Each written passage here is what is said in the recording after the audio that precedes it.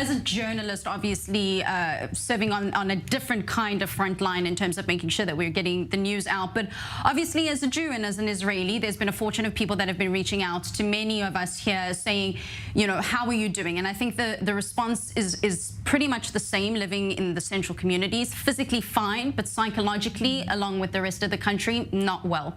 What is IsraAid currently doing to assist the mental side of what is no doubt also a psychological war? Yeah, absolutely.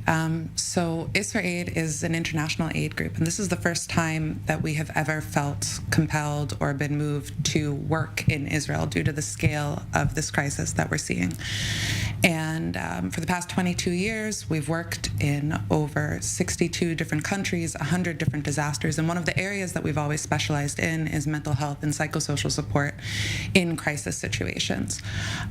So since last week, Monday, we've been working first and foremost in evacuation centers that are hosting people who have been evacuated from the Gaza border communities, as well as people who have self-evacuated in a multitude of different contexts. We're seeing entire communities evacuated together into hotels, and we're also seeing groups of people that have self-evacuated into apartment buildings, hostels, all sorts of different situations. And across the board, the mental health needs are incredibly high, both for the people who witnessed the worst atrocities and for, as you noted, the people who just living through this crisis right now.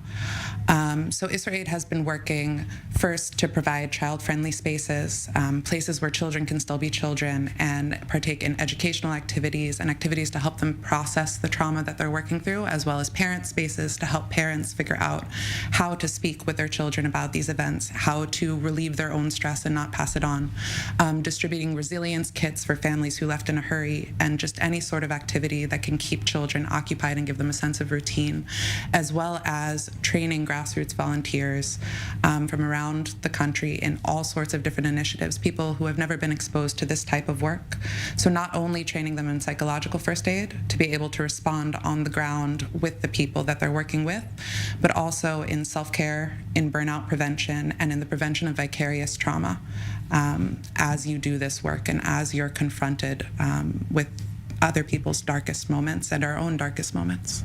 From a logistical point of view, I'm assuming a lot of the people are coming on also as volunteers. Do you have enough people on the ground to be able to assist you? So we've seen an enormous volunteer outpouring across the country into self-organized initiatives, also with other civil service initiatives around the country. And so there are many people coming forward in order to help and to be part of this response. The other role that IsraAid has taken on has been more so one of coordination. Given so many initiatives functioning at once, it's been very important to create structures that allow the aid and the volunteers to get efficiently to where they need to go. We're seeing so many people who want to help and a huge need for an overarching structure to allow them to do so. What is going to be, and perhaps this is too early to ask this question, but I don't think there's many Israelis or Jews that have fully come to the, as Owen put it, the scale and scope of what's exactly unfolded in the last 12 days in Israel.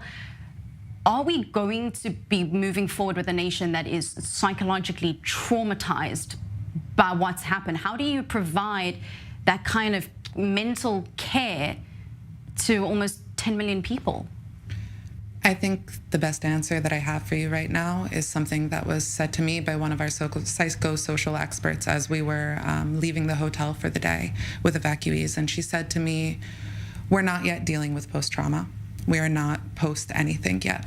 And right now what we can do is provide space, provide support for people while they are going through this day by day, and any form of constancy so that they know that there is somebody there to turn to. And that's really the best we can do right now.